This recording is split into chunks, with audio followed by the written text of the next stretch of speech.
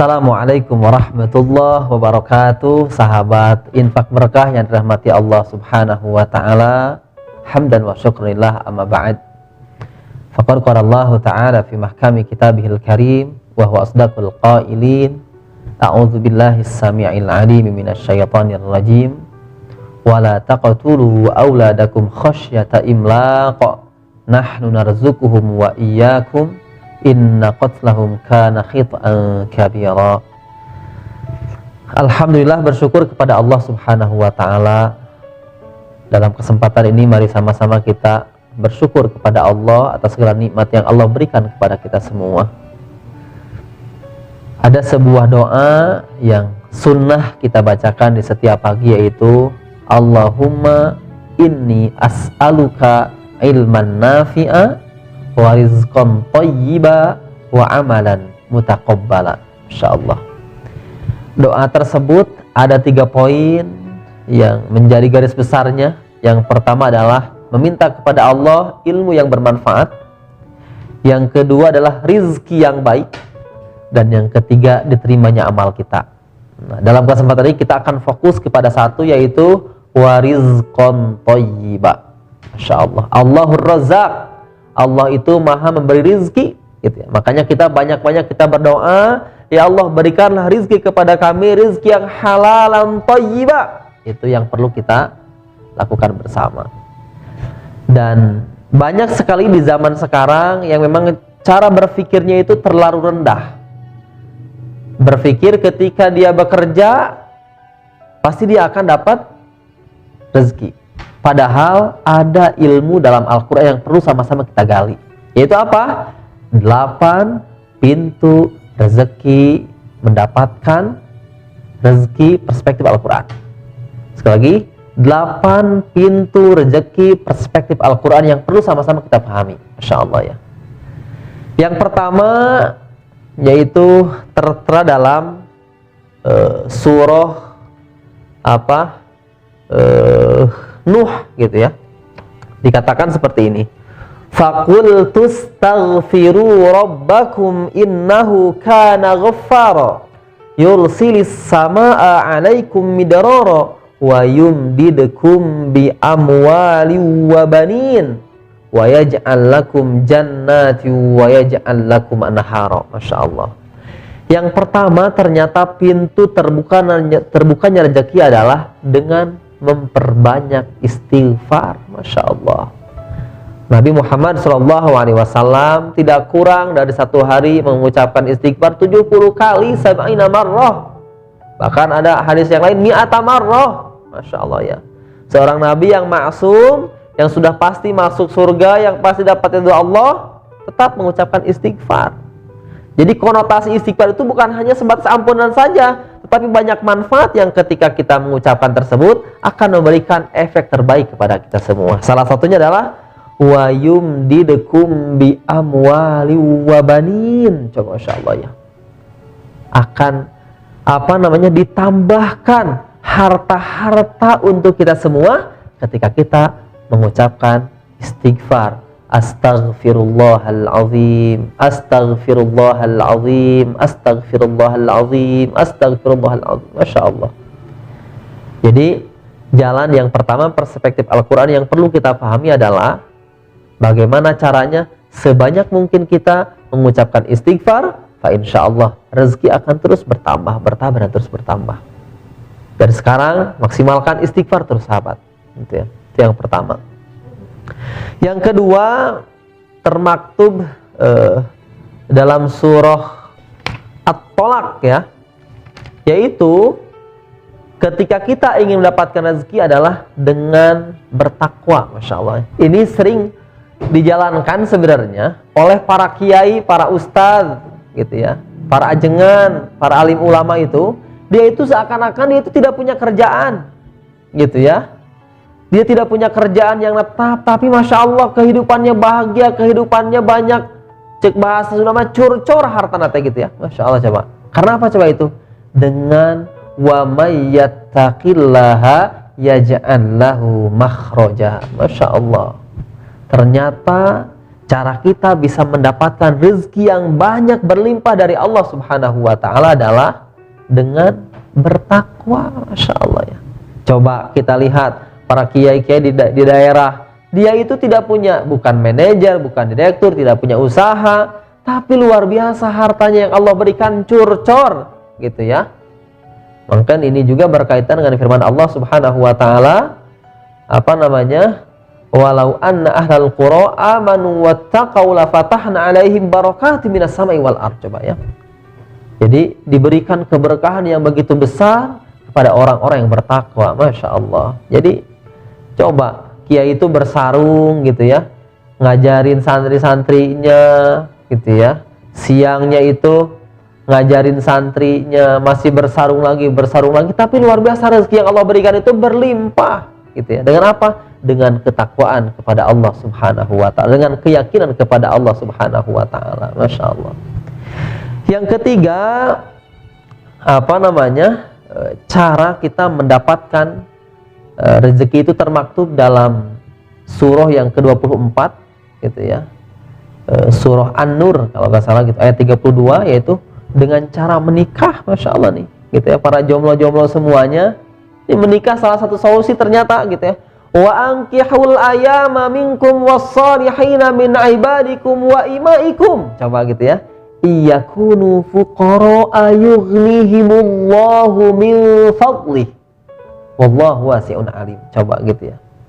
Dengan cara kita menikah, kita dalam keadaan fakir, tidak punya apa-apa, yughnihimullahu min fadlih. Allah yang akan mencukupkan dengan apa? Kelebihan-kelebihan dari Allah Subhanahu wa taala. Jadi para jomblo semuanya yang merasa takut ketika menikah itu, aduh saya kalau menikah akan aduh kalau saya menikah nanti bagaimana saya memberikan nafkah kepada istri saya, aduh kalau saya menikah bagaimana saya bisa memberikan sandang, pangan, papan dan yang lain. Padahal apa? Wa ankihul ayama minkum wassalihina min ibadikum wa imaikum iyakunu fuqara. Ketika kalian fakir, ketika kalian tidak punya apa-apa, yughnihimullahu min fadlih, Allah akan memberikan lebih dari itu. Coba, Masya Allah ya. Tong salempang, cek bahasa Sunda nama gitu ya. Jangan tong hariwang, pokoknya mah gitu ya. Ketika kita menikah, fa insyaallah yughnihimullahu min fadlih. Gitu ya. Yang keempat gitu ya, cara kita mendapatkan rezeki adalah dengan jadinya kita seorang manusia. Allah Subhanahu wa taala berfirman dalam surah Hud, wa ma min dabbatin fil ardi illa 'alallahi rizquha. Coba gitu ya. Jadi ketika kita sudah jadi makhluk Allah juga, itu sudah jadi jalan kita tuh akan mendapatkan rezeki. Jadi jangan takut ketika kita ini tidak dapat rezeki. Ketika Allah sudah menciptakan kita, wa ma min dabbatin fil ardi illa 'alallah, kecuali Allah akan memberikan rezeki kepada kita. Yang hidup di muka bumi ini pasti Allah akan berikan rezeki. Jadi jangan takut kita ini di misal moneter lah, misal serba susah lah dan yang lain, pasti Allah akan memberikan rezeki kepada kita. Yakin aja kepada Allah. Gitu ya. Karena apa? Janji Allah dalam Al-Qur'an, wa ma min dabbatin fil ardi illa 'alallahi rizquha. Jangan takut gitu ya. Rezeki itu pasti akan dikasih. Apalagi kalau seandainya hal-hal yang tadi kita miliki gitu ya. Masya Allah ya. Yang selanjutnya tertera dalam surah Ibrahim ayat ke-7, yaitu apa? Wa idz ta'adzana rabbukum la in syakartum la azidannakum wa la in kafartum inna azabi lasyadid. Masya Allah, coba ya. Jadi harus kita miliki sifat syukur, syakirul li an'umi. Ketika kita bersyukur terhadap nikmat yang Allah berikan kepada kita, nambah-nambah tuh rezeki kita gitu ya. Tong hariwang, tong salempang, yang terpenting kita, apa yang kita miliki sekarang ini, apa yang kita makan sekarang ini, apa yang kita minum sekarang ini, apa yang menjadi kendaraan kita sekarang ini, kita tinggal di mana sekarang ini, di kontrakan, syukuri kita punya kontrakan. Gitu ya. Istri satu, syukuri kita punya istri satu, insya Allah ditambah kan gitu ya. Syukuri kita punya mobil, syukuri kita punya anak gitu ya. Coba orang lain gak punya anak, syukuri apa yang kita miliki, syukuri fa insyaallah la azidannakum. gitu ya. Syukuri kita punya kontrakan, nanti kita akan punya kontrakan tersebut, gitu ya. Insyaallah ya. La azidannakum, Allah yang akan menambahkan rezeki untuk kalian semua. Masya Allah ya. Jadi dengan rasa syukur ini, insya Allah akan nambah-nambah rezeki kita, insya Allah ya. Selanjutnya, dengan cara kita ini punya anak. Ini coba ya, dalam surah Al-Isra tuh gitu ya. Dalam surah Al-Isra ayat 31 gitu ya. Wala taqtulu auladakum khasyata imlaq. Coba gitu ya. Nahnu narzuquhum wa iyyakum inna qatlahum kana khita'an kabira. Masya Allah. Zaman dahulu gitu ya, zaman jahiliyah itu ketika punya anak tuh dibunuh. Apalagi anak-anak perempuan. Salah satu sebabnya adalah akan menyusahkan. Coba gitu ya. Padahal apa coba? Kata Allah Subhanahu wa taala, firman Allah Subhanahu wa taala, "Wala taqtulu auladakum khasyata imlaq. Nahnu narzuquhum wa iyyakum." Jangan engkau membunuh anak-anak kalian karena takut tidak memberikan nafkah, karena takut tidak memberikan makan, karena takut tidak memberikan minum. Apa kata Allah? Nahnu kami narzuqukum narzuquhum wa iyyakum. Kami yang akan memberikan rezeki kepada anak tersebut. Wa ada tambah di sana, wa iyyakum menjadi kepadamu. Coba, anak dikasih, nambah juga kepada kita sebagai orang tuanya, gitu ya. Jadi harus banyak anak tuh, gitu ya. Bahkan Nabi itu bahagia ketika lahir seorang hamba Allah, dari rahim seorang hamba Allah anak. Coba gitu ya. Ketika lahir itu Nabi itu bahagia. Ketika lahir dari rahim orang muslim, gitu ya, Nabi itu bahagia, masya Allah, gitu ya.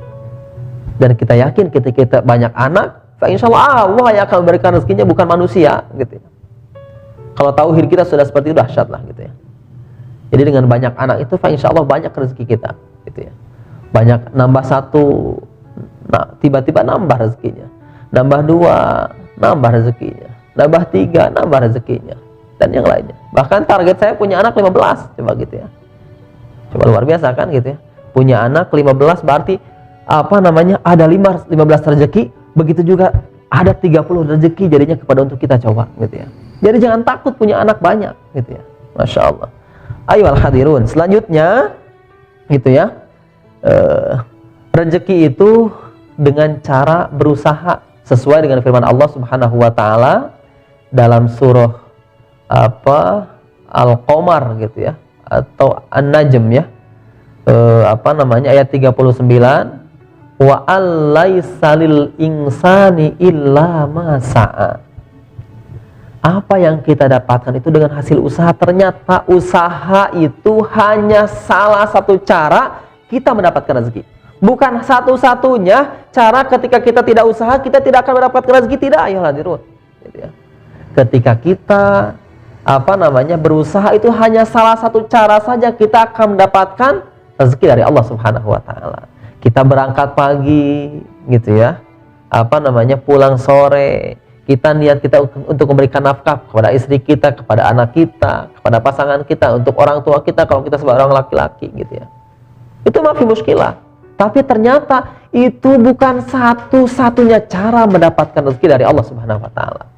Tadi istighfar ternyata menambah rezeki. Menikah, punya anak, dapat rezeki juga, masya Allah ya. Jadi sekali lagi, jangan menuhankan pekerjaan juga, gitu ya. Karena boleh jadi rezeki lebih banyak itu bukan dari pekerjaan kita, gitu ya. Tapi memang dalam Al-Quran, waja'alna nahara ma'asya, kita hanya menjalankan saja. Jadikanlah siangmu untuk cari maisha, cari kehidupan, gitu ya. Tapi ternyata cari kehidupan tersebut bukan hanya dengan bekerja, kerja, tapi tidak sholat, na'udzubillah. Kerja tapi tidak ibadah, na'udzubillah. Kerja tapi tidak zikir kepada Allah. Kerja tapi tidak baca Al-Quran. Kerja tapi tidak berinfak. Untuk apa? Gitu ya.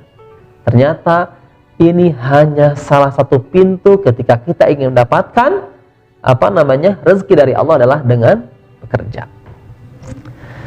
Selanjutnya yang harus kita miliki adalah ketika kita ingin mendapatkan rezeki dari Allah Subhanahu wa taala itu dengan cara bersedekah, gitu ya. Man dzalladzi yuqridullaha qardan hasana fayudha'ifahu lahu ad'afan katsirah. Coba gitu ya. Ini luar biasa nih.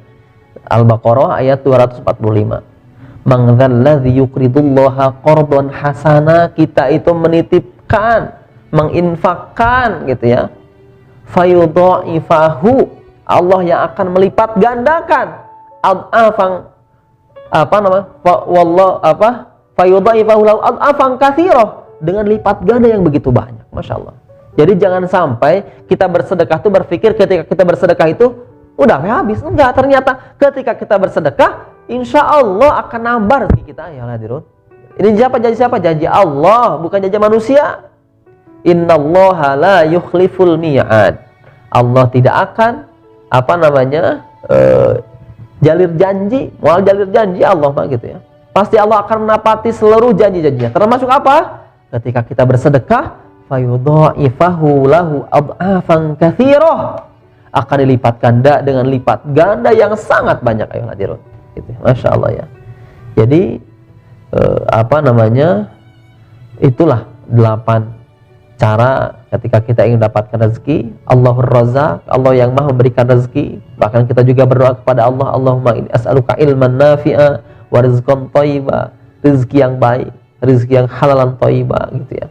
Ini semua termaktub dalam Al-Qur'an. Harapannya 8 poin ini bisa menjadi inspirasi kita semua, menyemangati kita semua, dan sekali lagi jangan sampai rezeki yang Allah berikan kepada kita itu seakan-akan milik kita gitu ya, tapi maksimalkan apa-apa yang Allah berikan kepada kita itu hanya titipan. Bagaimana kita mengolah rezeki tersebut hingga hanya produktif, hingga bisa mengantarkan kita kepada surga Allah Subhanahu wa taala. Seperti halnya hadis Nabi Muhammad SAW bahwasanya la hasada illa fitnatain, tidak boleh hasud kepada la hasada illa fitnatain, tidak boleh hasud kecuali kepada 2 golongan. Yang pertama adalah golongan orang yang diberikan Al-Quran, orang yang diberikan ilmu, dan ilmu tersebut, Al-Quran tersebut diamalkan, itu yang pertama. Yang kedua adalah orang yang diberikan harta begitu banyak, dan harta tersebut dia infakkan ana al-laili wa ana an-nahar, siang dan malam dia infakkan. Masya Allah.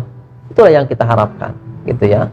Mudah-mudahan kita termasuk golongan orang-orang yang boleh ghibthah, boleh hasud, itu orang-orang terus berinfak dengan harta yang dia miliki, terus bersedekah dengan harta yang dia miliki, berzakat dengan harta yang dia miliki, fa insyaallah hartanya akan lebih berkah. Itu saja mungkin. Jazakumullahu khairan katsiran. Mudah-mudahan dalam kesempatan ini Allah memberikan keberkahan untuk kita semua. Jangan lupa subscribe channel Infak Berkah Qurani di YouTube-nya, Instagram-nya. Untuk apa? Lebih berkah lagi dalam pergerakan dakwah bil Quran kita insyaallah. Jazakumullahu khairan katsiran. Assalamualaikum warahmatullahi wabarakatuh.